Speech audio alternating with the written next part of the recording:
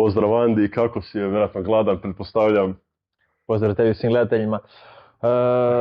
Evo, dobro smo, pripreme su završile, zadnji sparinzi su prošli kako treba, ozljeda nema, to je glavno, još je ostalo... Par dana samo, koliko? da. 6 dana do vaganja, sada je gled. Pa baš da krenem. Ali dobro, ajde. Da Klasika kao uvijek. Da krenem sa aktualnostima, jer boriš znači, u KSV-u 109, do borbe, kako smo rekli, ostaje još samo par dana, pa kako izgledaju te završne pripreme, skidanje kila, mentalna priprema pred sam ulazak u kavez? Pa kao što sam rekao, pripreme smo znači sveli na kraju, to je to. Sad imamo još ovaj tjedan, znači skidanje kila, ostalo još neke finese, tehničko-taktički dio, fokus samo na taktiku i na mojeg protivnika i sad kreće ono klasično punjenje s vodom, rezanje hrane, ono već imam šablone kako šta ide i još 10 kila mi je ostalo za skinuti u tih 6 dana i to je to. A kad si rekao da ideš tamo? U srijedu putujemo, da. Okay. A šta možeš reći o protivniku svom Mikalskom? Koliko duboko ulaziš u biti u analizu baš protivnika i što misliš, šta će biti ključno za pobjedu u toj borbi? Puno ulazimo u analizu, jako duboko, mislim to je zadužen Zel, ne ja njemu apsolutno sve propuštam, tako da imam povjerenje u njega, znam da nikad ne fulamo, a generalnom protivniku mislim stvarno je dobar borac, čvrst borac, dobro ime, među top 5 u KSV-u, tako da ovo mi otvara sad vrata prema samom vrhu. A kako će ići meč, a da, to je teško prognozirati. Ja se nadam da će završiti nokotiran unutar 3 runde.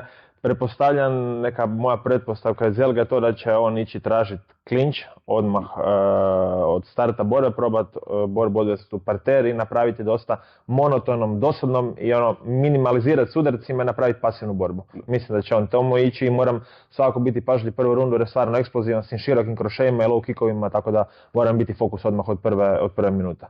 Da li bi rekao da ti je ovo možda najveći test karijeri, ne samo to, šta bi rekao do sad, šta ti je bila najzahtjevnija borba?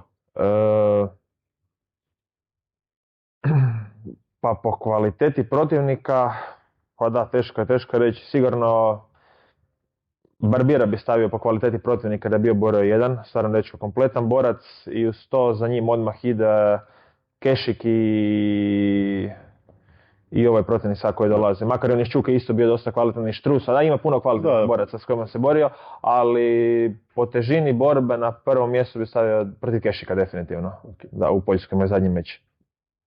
U karijeri si se borio u velikim organizacijama poput FNC-a, KSV-a, iako smatramo da je i FNC stvarno već na svjetskoj razini po produkciji, to puno ljudi već govori. Imaš neke osobne preferencije između da se boriš na FNC-u ili u KSV-u? Ili ti... Ma jedna i druga stvarno su vrhunska organizacija. KSV trenutno ima duži staž same organizacije koliko od kada se otvorila i ima još to... Neke finese su im bolje malo isprofilirane, ali dobro, to će s godinama doći i FNC-u, ali stvarno su Al Pari mogu reći da su iza scene KSV još malo prednjači nad njima, ali siguran sam da će kroz par godina FNC doći do njihove razine, jer FNC je relativno nova organizacija, a već je doslovno pokorila cijelu Europu. Tako da nakon KSV-a mislim da je doslovno FNC im diše na iza leđa, tako da. Pa treniraš sa nekim od najboljih boraca u regiji, Vitasović, Fabijan, ko te u dvorani najviše gura, najviše motivira? Ili u biti svako nekom svom pogledu? Pa svako nekom svojem pogledu, ali ako baš nekog moram izdvojiti, to je Vitasović. Najviše spih je u ovom sportu i jednostavno dečko je nenormalno predan sportu, baš je pravi radnik i on primjer sigurno svim novim nadolazećim naraštajima može biti kako se treba trenirati, kako se treba profesionalno angažirati prema sportu, a normalno tu su svi profesionalni borci, nema tu šta, ali ako baš nekog moram izdvojiti, bi to bio Vitasović, da. A da se malo maknemo od dvorane, kako izgleda tvoj život van sporta, imaš neke hobije, načine opuštanja s kojim puniš baterije? I ako se dobro sjećam, više nisi vatrogasac jer sad si odlučio svu tu energiju posvetiti sportu. Tako je, više nisam vatrogasac, od 26. više nisam zaposlen u javnoj vatrogasnoj postrojbi Pula, odlučio sam da mi ovo bude full time posao. Došli smo sad do te razine gdje si mogu to priuštiti i jednostavno sad živim u dvorani ujutro i popodne, a što se tiče mojih hobija i sve, ja ti stvarno imam baš visoke ciljeve, mene ništa u životu ne zanima osim MMA i baš napraviti svjetski uspjeh, ne zanima biti broj 2 jednog dana u svijetu, zanima biti baš broj 1 u svijetu, tako da stvarno težim tome i ovo malo vremena što imam za vikend, to je skoro ništa, probam biti s svojom obitelji, sa ženom i sa kćerkama, tako da i sa normalno užim krugom obitelji i najboljih prijatelja, tako da baš imam stvarno malo vremena, apsolutno sve posvećujem samo sportu i samo to mi ispunjava. Što se tiče isto vatrogasaca, imaš neku možda ludu priču iz te karijere, skidanje mačaka sa stable? A da, to je svakodnevnica bilo, to je normalno skidanje mačaka, a luđe što sam čuo, ja nisam bio na toj intervenciji, ali bili su nas zvali iz neke, to sam mislim već bio jednom negdje govorio, iz neke XY trgovine, sada ne imenujemo, da li možemo doći goluba izvaditi van. Da, to je bilo. To nije bila moja smjena, ali su rekli, evo kolege. Jesu uspjeli. Mislim da, tvoj vrata i čeka da izađe van. Čeka da izađe.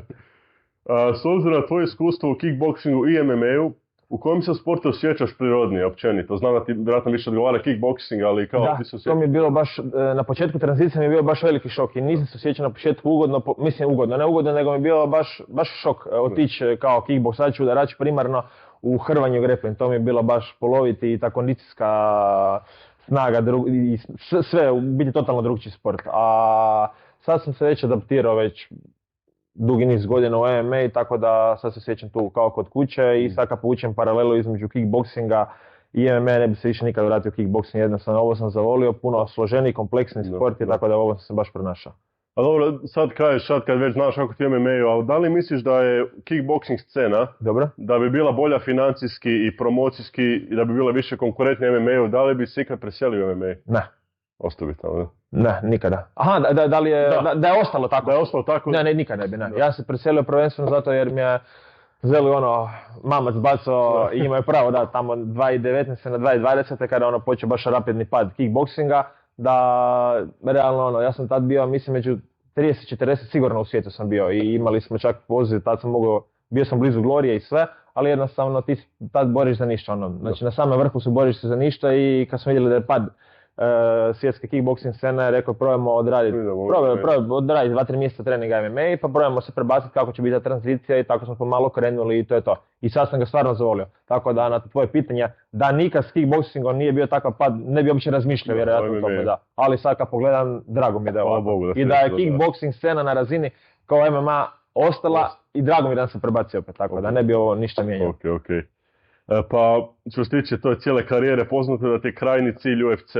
Pa što misliš da te dijeli od potpisivanja ugovora sa UFC-om i na čemu možda moraš sad najviše raditi?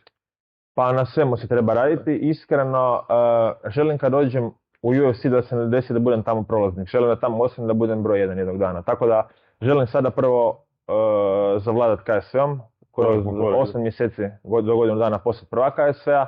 Tamo provesti koju godinu i nakon toga kad jednom odem u UFC, tamo ostajem do kraja karijere. Da nisi onaj neki prolaz. Ne želim biti prolaz, to me ne zanima, želim biti drugo ništa. Okay. A koji su planovi nakon sportske karijere? Da li bi bio trener, možda komentator, ne znam. To zavisi kako će mene oprati. Komentator, ne, nije mi to nešto. Trener, da, vjerojatno bi se pronašao tome jer sam u šta god idem baš u srž svega, baš obsesivno. Tako da, ali sad jednostavno ne razmišljam uopće ničemu nego samo o svojoj karijeri, fokus mi je samo na meni, na sportskim rezultatima, tako da sad se s tim ne zamaram, ali sigurno ću ostati u sportu jer bez sporta bi si puštao u glavu, bez toga ne mogu, ja previše imam energije i prehiperaktivan sam, tako da ne mogu bez sporta i uvijek će biti borilački sport, definitivno MMA, sad da li ću se naći u ulogi trenera, ja se znam. Ako odem u ulogu trenera, znači sigurno stvari dobre rezultate jer ću se predati maksimalno tome kao što se predam sportskoj svojoj karijeri sada. Da. Pa pitanje za kraj, jer mnogi te smatraju uzorom, pogotovo mlađi, pa koju bi poruku poslao mladim borcima koji tek započinju svoju karijeru? Samo jednu stvar, vjerujte sebe i nemojte odustati nikada. Da. Andi, hvala ti. Hvala tebi.